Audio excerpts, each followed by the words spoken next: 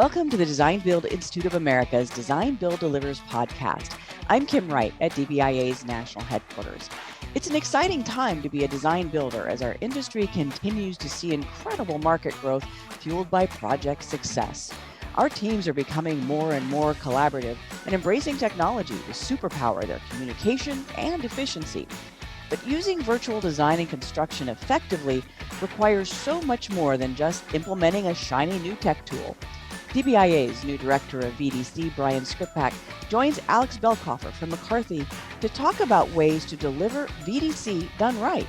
Thanks to US CAD for partnering with us in 2022 to bring you this year's episodes of Design Build Delivers.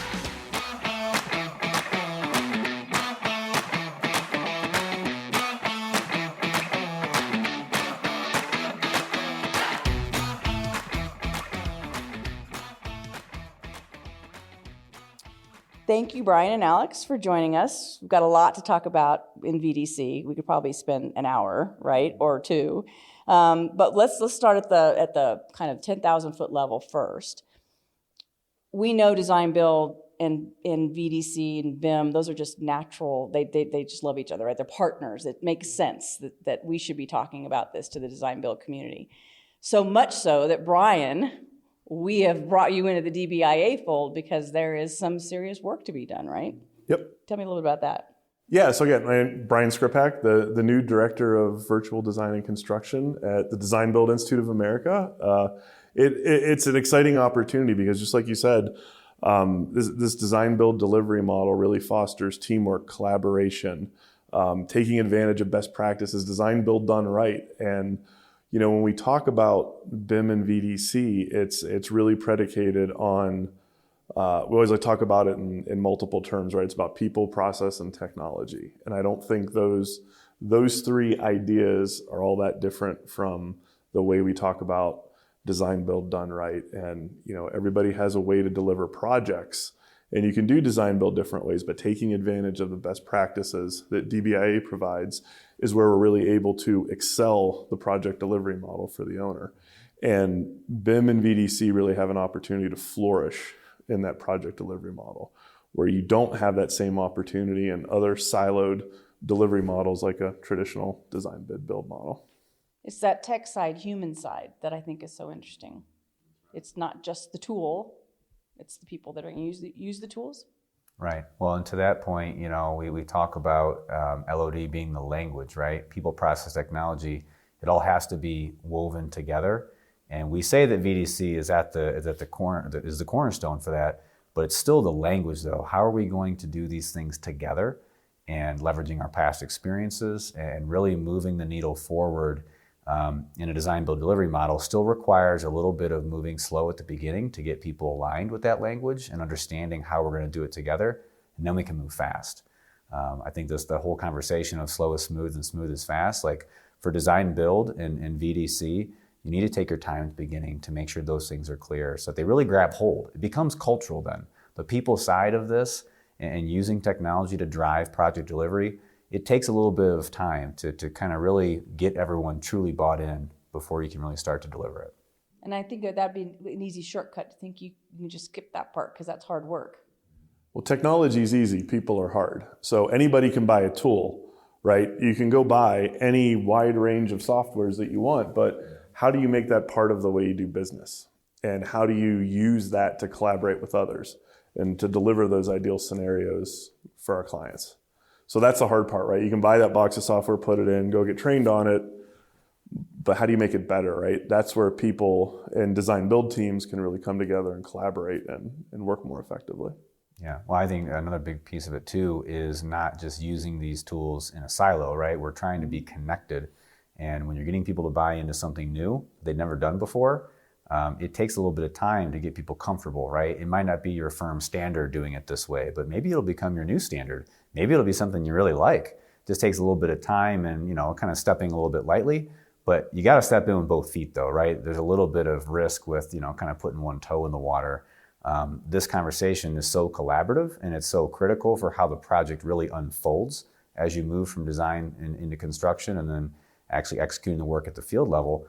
That does require the full team to be all in. You can't just pick a technology and half the team is using it. You lose the value, you lose the buy-in. So you really do need to be all in. I would think early collaboration then is key then too. That should be happening early, right?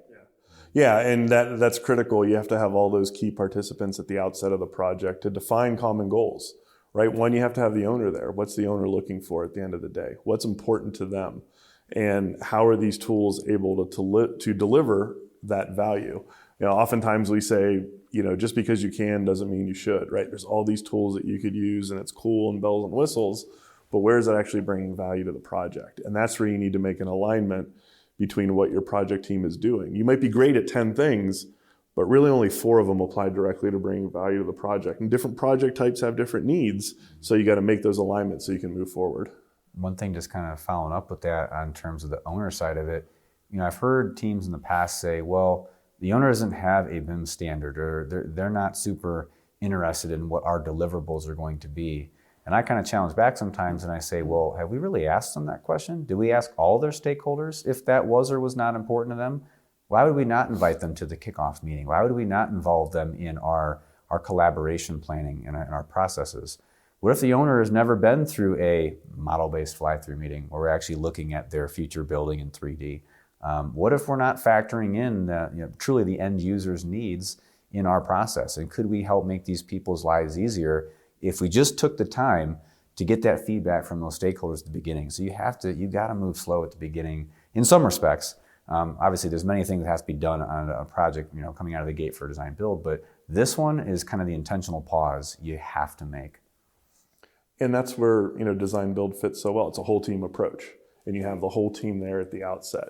And a design build team is key in being able to educate the owner. So just like we talk, I keep saying it, design build done right, sharing the best practices. We have an opportunity now to develop those best practices, and those design build teams are going to be in a unique position to take those best practices and bring them to the owners to win more work and really be able to drive those better outcomes for the projects. Because it does sound like too, it's as a team, you're coming together to bring all your different pieces of expertise. And for those who just don't know what they don't know, going back to, are you sure the owner really isn't interested in this?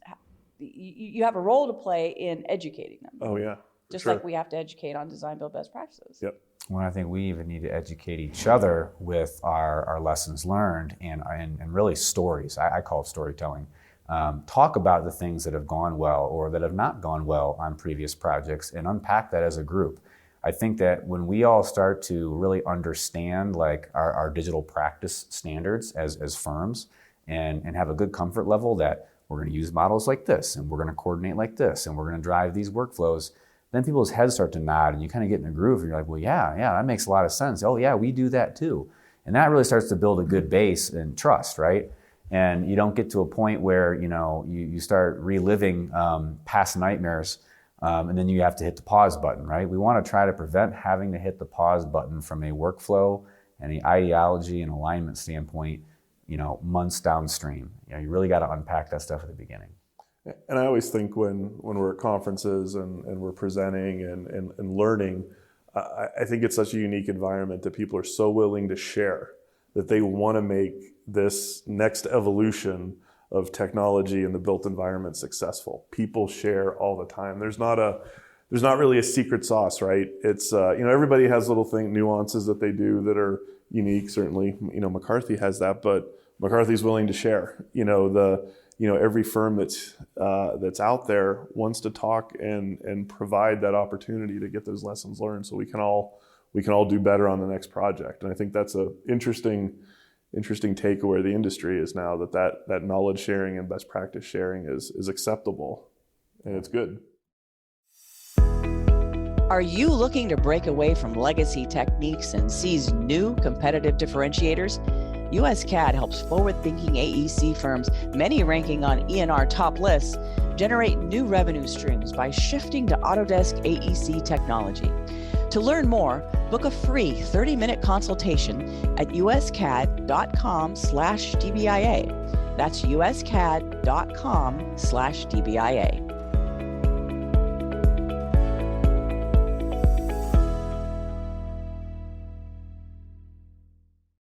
What do you say to those who might just be feeling like this just feels like way too big a lift? I don't know. Because you talked about take your time. On the other hand, I would see also just being hesitant. If this isn't your thing, how do you get them engaged in that first, it's worth it, and here's why? Sure. Well, Brian and I talk about, the role of a VDC leader on a integrated design build project. And what's key about that is you have an individual or a team of folks that have enough experience on the design and construction side, and sometimes the owner side, to be able to weave that conversation of people, process, and technology together. So if you're a firm that is just starting out and you're making investments in, BIM technology, VDC staff, look for the people that understand both sides of the coin, right? Left brain thinkers, right brain thinkers. People have amazing experiences in our industry. And I do feel like, kind of the role of the VDC leader is meant to weave those things together. They're kind of meant to be a facilitator. They don't need to have all the answers, because there's many folks on a project on the org chart that have to kind of, be their subject matter of expertise. But that VDC leader is meant to kind of be the weaver of a lot of those things and bring people closer together and align this idea of a technology-based approach to project delivery, which traditionally has always been, very operational. But I was still challenged that we're all operations. I actually had a really good conversation the other day with someone about that. Traditional operations, that definition's changing in our industry. It really is. We're all operations at the end of the day. That's what I believe. So, getting to the point where we're able to identify what those value propositions are, but also starting to look at some key performance metrics beyond that and get tangible about that. So we can say that we provide, we know that we're having a positive impact on the schedule. Well, what was that positive impact? How do you quantify that? That's always hard, but that's a metric of success.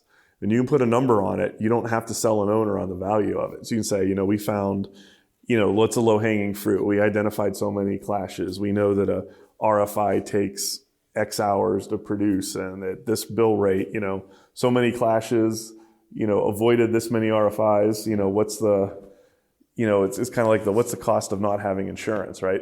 You don't know till you have a problem. But, once you identify that you don't have all those problems, those add up and there's a value to it. So how do you package a number there? We look at, on the estimating side, it's easy to say, well, we came in under budget, but how did you do that? You found and identified certain criteria, whether it was, program related or constructability or materials. You're able to identify something and you start looking at best value for the project. There's an opportunity to put a number to that shows what the value is in a tangible way. So I think the evolution of what we do is get beyond the anecdotal. It provides cost savings and time savings, and start looking at dollar amounts for that, because those are going to be unique to the design build mission, and they're not going to be available in the same way in other delivery models, which aren't as effective. Yeah, totally resonates with me. I'm going to probably take it to the extreme. The athlete in me says, what is the cost of goals not scored? And sometimes you just don't know, right? It's intangible. You're saving money. You're stopping the shots that would normally go in the net. And so let's move past that. Let's get into how does what we do affect project controls, right? Is our quality plan factoring in a model-based approach? Is our prefabrication strategy factoring in a model-based approach? Like, we have to get to the point now where this just bleeds into all the different aspects of project delivery, and it's not an ad service, or it's not a fraction of a point in the cost of work. This is just the way we do business. Our trade partners got there many years ago. Like, we got to play catch up, right?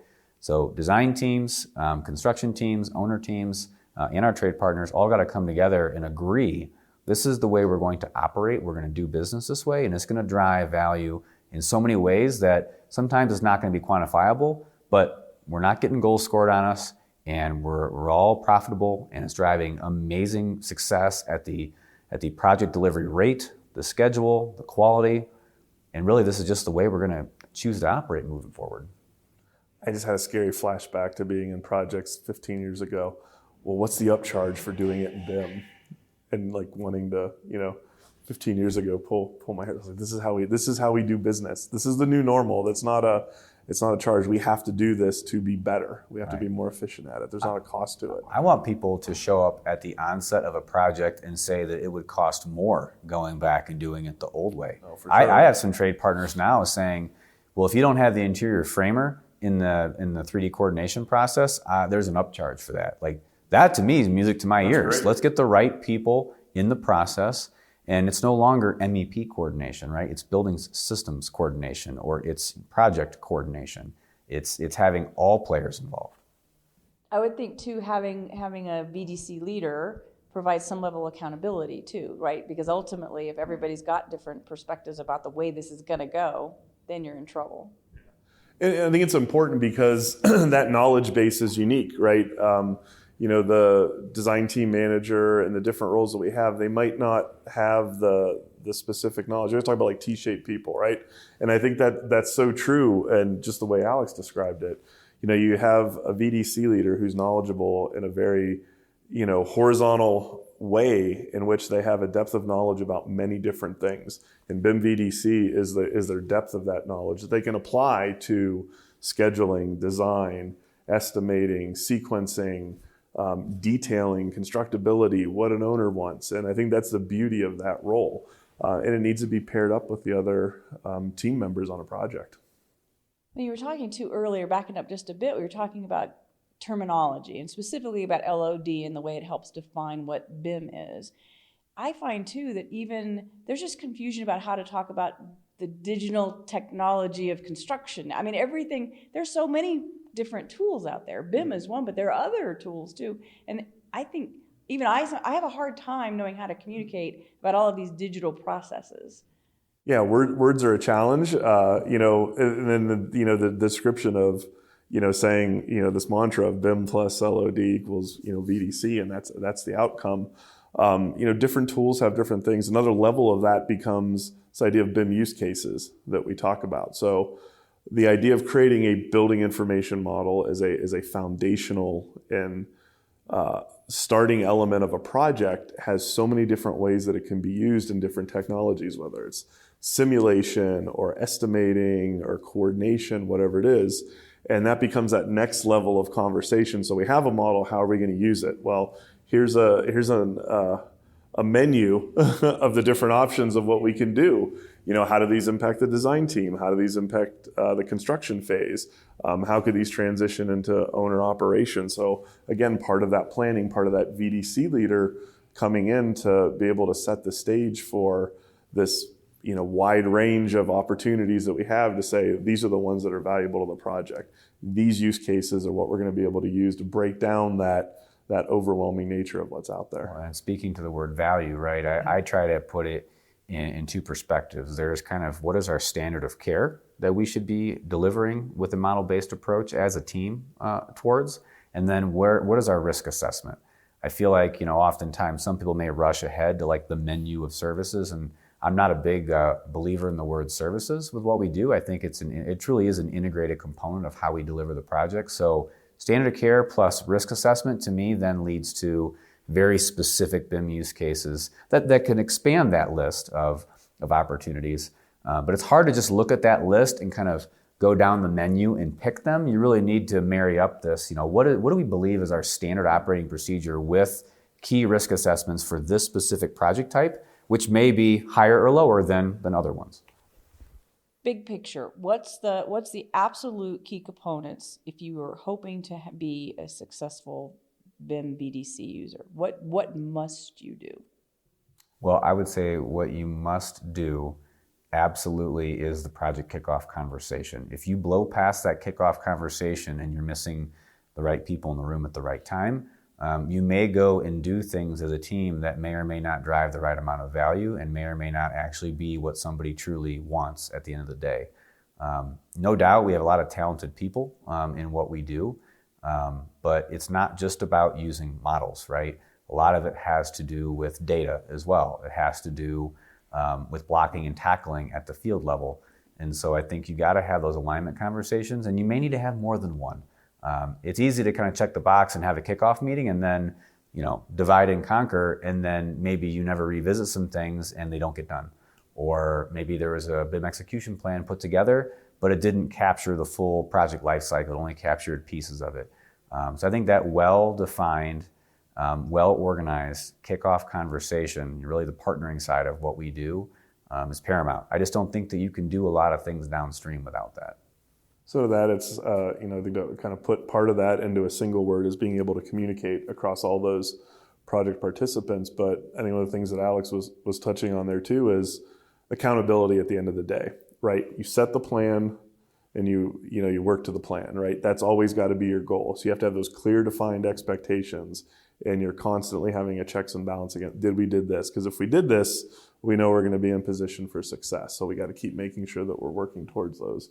We're communicating, holding our team members accountable, just like we should expect them to be holding us accountable. We're part of a team. It's not one individual person. So we need to get our work in place so somebody else can coordinate against it and use it in the way that they need to. Sounds like there is a lot of potential there. We talk about BIM, VDC, and design build. That, like I said, I think we could go for hours. Oh, we absolutely can. If you get the two of us. If you know us well enough, you get us in the same room. I mean, we'll be here 3 hours from now. There we go. Well, thank you guys for giving us a little bit of time. We get a little look at what we could have had if we had 2 hours. That's right. That's right. DBIA is committed to helping design build teams maximize VDC on your projects. Check out our website at dbia.org/VDC for our VDC courses, reportings, best practices, and the latest news. We'll also have VDC sessions at our April Water, Wastewater, and Transportation Aviation conferences in Orlando, or join us virtually if that's better for you. Early bird registration rates end this week, so sign up on our website soon. US CAD is also passionate about VDC, and we offer them a special thanks for their support of Design Build Delivers. Find out more at uscad.com/DBIA.